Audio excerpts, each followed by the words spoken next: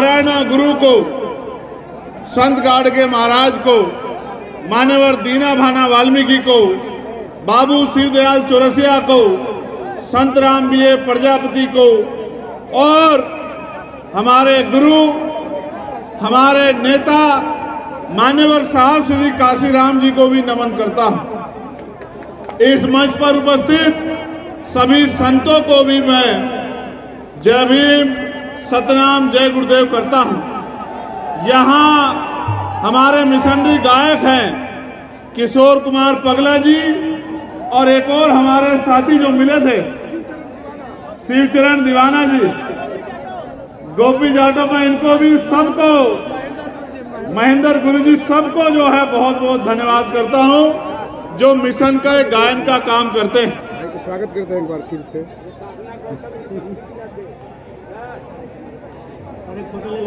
अभी नहीं, बाद में करा।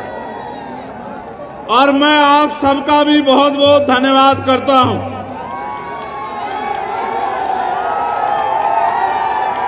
मैं, मेरे साथ चल के आए हमारे राष्ट्रीय महासचिव भाई कमल सिंह वालिया जी का, हमारे बिहार के सह प्रभारी पीके आजाद जी का, हमारे भीम आर्मी के अध्यक्ष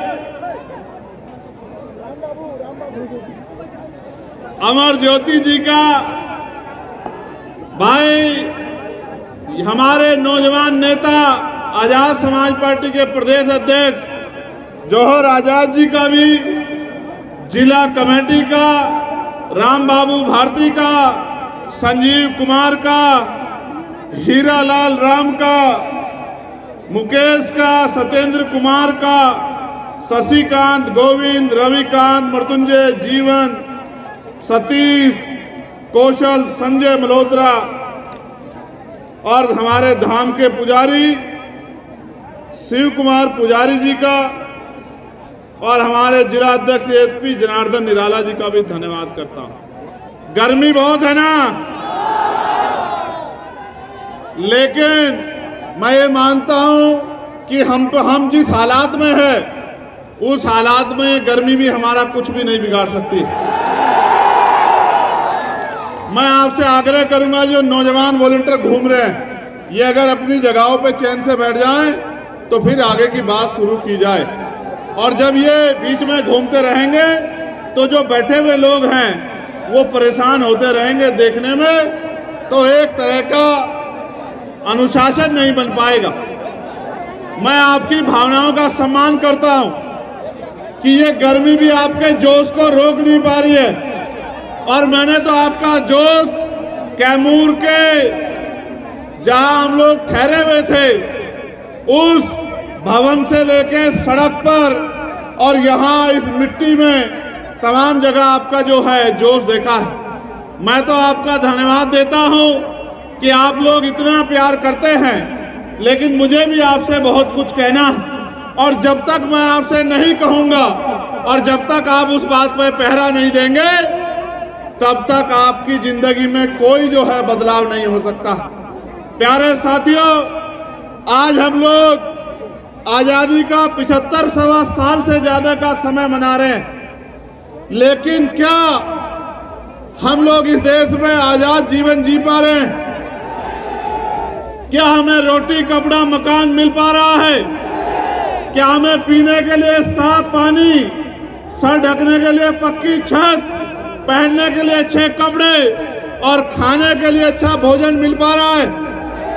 क्या हमें जुल्म, जातीय अत्याचार से न्याय मिल पा रहा है?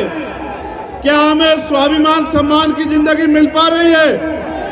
मैं और आप जानते हैं कि देश तो आजाद हो गया है, लेकिन आजाद देश में बाबा साहब अम्बेडकर के अथक प्रयासों के बाद भी यहाँ संविधान का राज और संविधान पूर्ण रूप से लागू नहीं हो पाया है।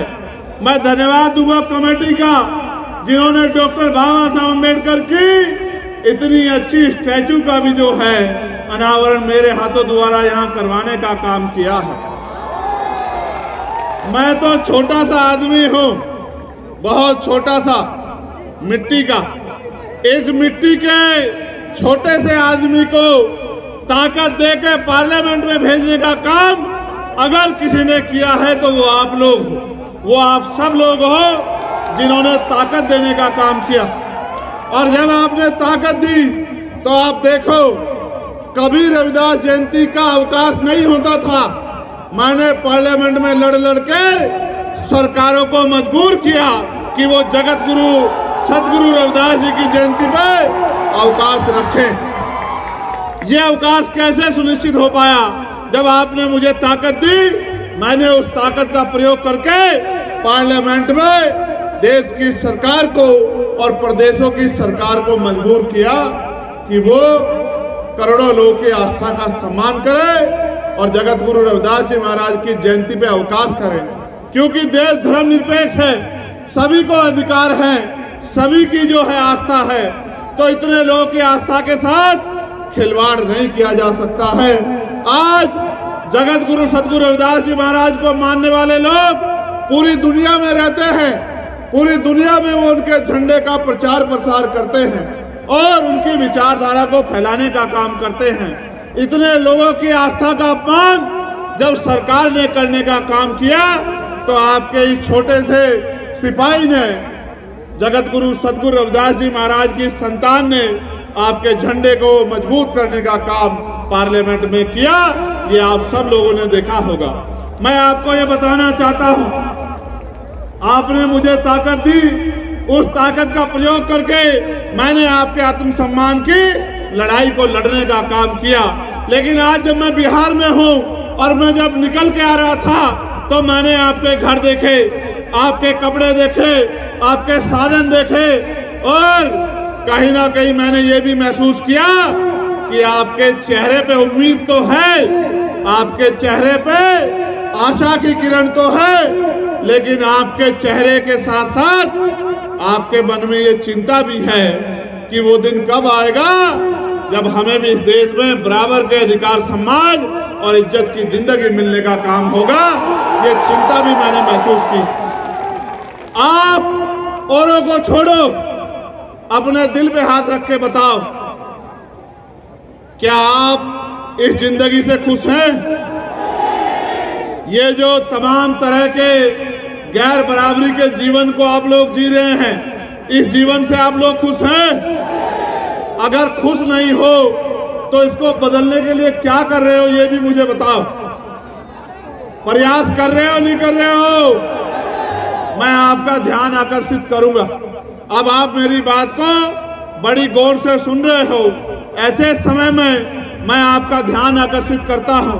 आपने वहां से यहां तक देखा कि सड़क के क्या हाल है? देखा है, नहीं देखा? क्या ये कच्ची रोड पक्की होनी चाहिए थी, नहीं पक्की होनी चाहिए थी? ये रोड पक्की क्यों नहीं है आपको पता है? आप किसी भी धर्म के तीर्थ पे जाके देख लो, किसी भी धर्म के ऐतिहासिक स्थल पे जाके देख लो, सरकारों ने बहुत बड़े बड़े योगदान देके उसका सौंदर्यीकरण कराने का काम किया है। करोड़ों करोड़ रुपए देके वहां का जीर्णोद्धार करने का काम किया है। और यहाँ आपकी लाखों की आबादी है, आपके ऐतिहासिक स्थल का जीर्णोद्धार तो छोड़ो, एक पक्का रास्ता भी बनाने का काम नहीं किया। ये तो जब इनको सूचना मिली कि मैं आ रहा हूं तो इन्होंने कच्ची पक्की सड़क जो है 3-4 दिन में निर्माण की है। ये भी कमेटी के लोगों ने की है।